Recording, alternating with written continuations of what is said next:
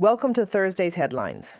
UN Secretary-General Guterres has demanded an immediate Gaza ceasefire, warning Israel's offensive on Gaza City will cause massive casualties and worsen the humanitarian crisis. The operation, condemned by Hamas and allies, has prompted a mass exodus.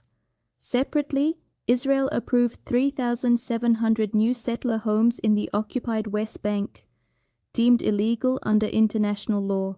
Britain today summoned Israel's ambassador in London, following Israel's approval of a widely condemned settlement plan that would cut across land which the Palestinians seek for a state. Britain, along with other European nations, has slammed the plan as a flagrant breach of international law that would undermine the idea of a two-state solution. At TICAD 9, Japan pledged $5.5 billion for African development and proposed a new Indian Ocean Africa economic zone.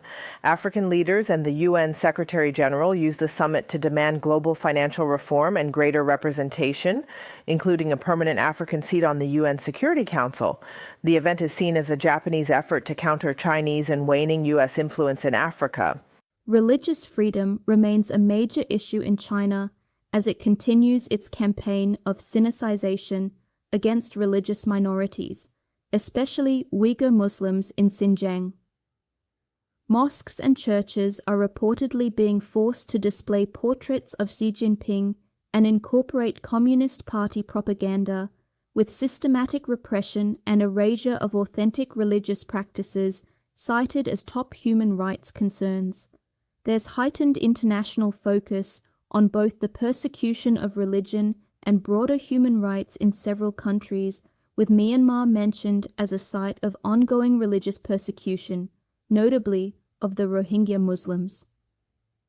Nigeria, Iran, and Nicaragua are also criticized.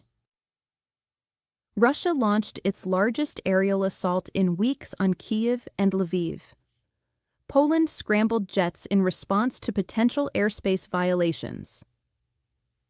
Meanwhile, the EU and US are negotiating coordinated security guarantees for Ukraine, possibly involving the deployment of troops after a peace agreement. Western allies are expected to formalize these guarantees in the coming days.